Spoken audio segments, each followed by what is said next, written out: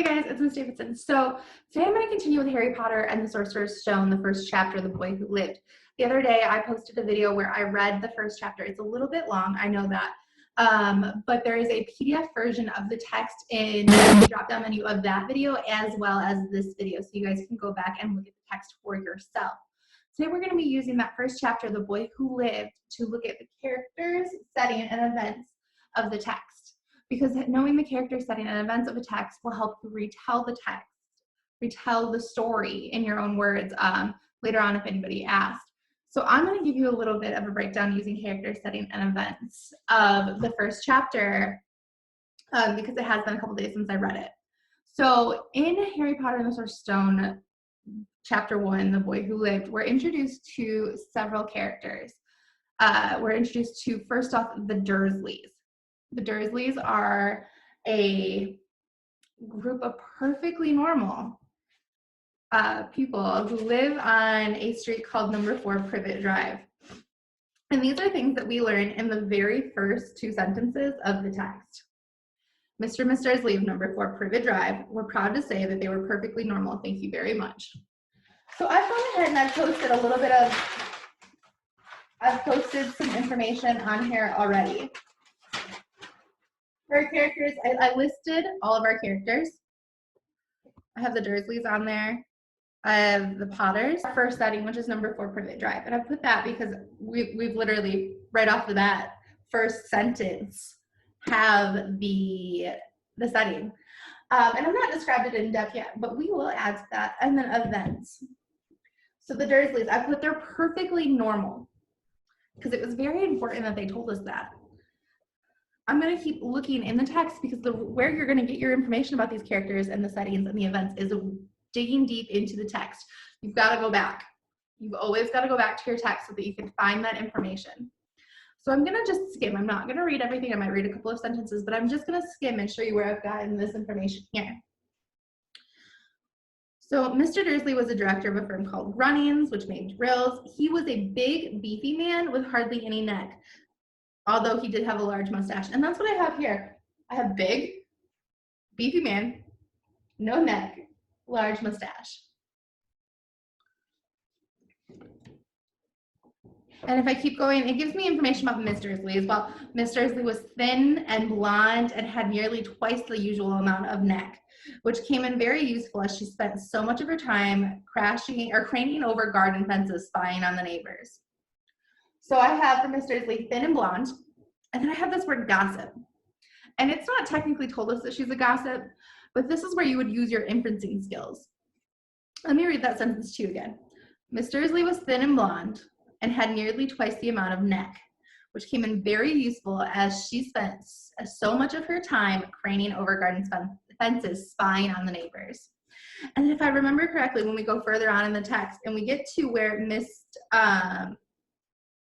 Dursley is talking to her husband at breakfast, it does flat out say what she was doing. Let me see. So I've turned to page 2.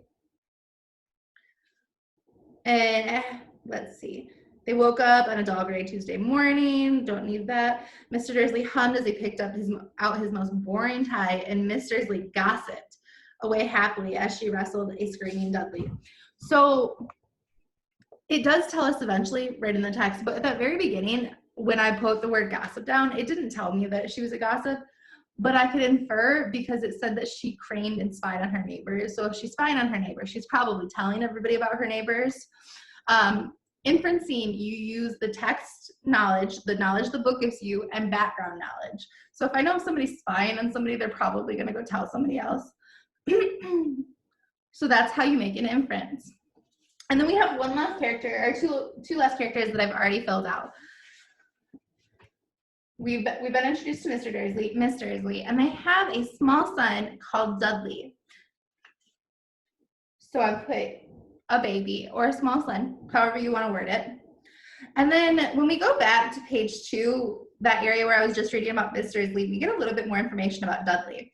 It said, Mr. Dursley picked up his briefcase, pecked Miss Dursley on the cheek, and tried to kiss Dudley goodbye, but missed because Dudley was now having a tantrum and throwing a cereal at the walls. So I wrote major tantrums. just because that is, that's a character trait of him. It's going to be helpful for us to know his personality to describe him later on. And then the last person I filled out are the Potters. We don't really meet the Potters. We don't meet their character. They don't say anything in this chapter, but we do get some information about them and realize why they're important. It says on the first page, I've gone back to the first page, the Dursleys had everything they wanted, but they also had a secret, and their greatest fear was that somebody would discover it. They didn't think they could bear it if anyone found out about the Potters. Miss Potter was Miss Dursley's sister, but they hadn't met for several years. In fact, Miss Dursley pretended she didn't have a sister because her sister and her good-for-nothing husband were as undursleyish as it were possible to be. The Dursleys shuddered to think that the neighbors would say if the Potters arrived in the street. So I put Dursley relatives, but I've also put up the side, and you can't see it, I know it's hard to see, but I put secret. They're a secret. Nobody knows about them. And then there's also an adjective in here that I really like that I want to add. And I've run out of room, so I'm just going to write it up the side. Undursleyish. Undursleyish. Let me read that sentence again. Miss Dursley pretended she didn't have a sister because her sister and her good-for-nothing husband were as undurslayish as possible to be. And from what we know about the Dursleys, they're one, normal, two, gossipy, they kind of throw tantrums. They're not what it seems to be very friendly people. So we can infer some things about the Potters there, but we don't really know anything except for the fact that they're so much unlike the Dursleys that the Dursleys are 4 last characters that we could be talking about. We could talk about Albus, we could talk about Professor McGonagall, we could talk about Hagrid, and we could talk about Harry. And I have them listed there, and I'll list them in the drop-down menu below so that you guys can go ahead and finish this chart on your own. I'd love to see turn it into the office. But we haven't talked about setting much. We've talked about the characters. We did have some physical attributes. We had no neck, beefy man, mustache. And then we also had some characteristics of the characters. So we know that Dudley throws tantrums. We know that the Potters are undurslayish. We know the Dursleys are perfectly normal. So characters, you can get the actual what they look like, but you can also do attributes of their character, what their personalities are like. Settings is not just the place, it is also the time. So we know our story starts out at number 4 Privet Drive. But we also know, going back to page 2, when Mr. and Miss Dursley woke up on a dull gray Tuesday, our story starts. So where's our story start? A dull gray Tuesday. That's a setting. Is it the most important setting? No, because we don't go back to it in the text. We just know that it's a Tuesday. We know that, that's the day all the events are happening, but it's not a major thing for us retelling the story, but it could be. And I'm going to write it down because it gives you that information that, again, settings aren't just the place. They're also the time. And dull and gray describe the Tuesday. So you're describing Tuesday in depth right now. And then let's talk about events. So I wrote major next to the word events because the Dursleys woke up on a dull gray Tuesday. Them waking up is something that's happening. But is it major? Are you going to use that to retell the story? No, not really. So I'm going to go into the text and see if I can find our first series of important events. And then I'd like you guys to add, or I'll give you some information on what I'd like you to do at the end of the video.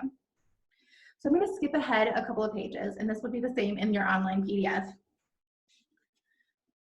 He is getting ready for work. That's what's happened. Mr. Dursley's getting ready for work. He's leaving. Dudley's throwing a tantrum. Miss Dursley's gossiping.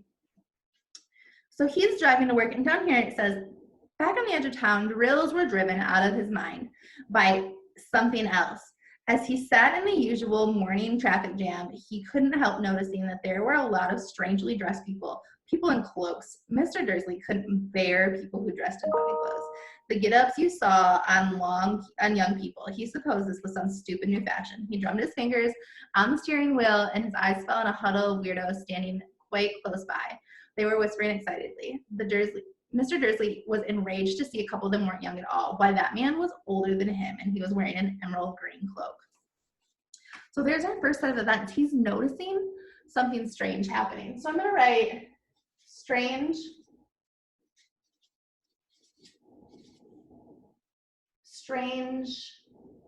people in cloaks. There's a lot more events that take place in this series. He goes to lunch, he sees and he notices some stuff happening there. He has an interaction with a man. What I would love for you guys to do, because we've done character setting and events before in 4th grade. We just did it for Sleepy Hollow. So what I would love for you to do is I'd love for you to take the PDF version of this, go back into it and dig into the text and explain Albus Dumbledore, Professor McGonagall, Hagrid, and Harry to me. Tell me what they're like. Give me some information on them as characters. Characters is physical appearance, but it's also personality. Give me some attributes of them. Then there's setting. It's the time and it's the place. Describe those to me. Give me some more information on number 4 Privet Drive. And then events. I have strange people in cloaks. What else was happening? What's happening? It's that question that you have to keep asking yourself. What's happening? Is it important? Am I going to have to use this to retell the story?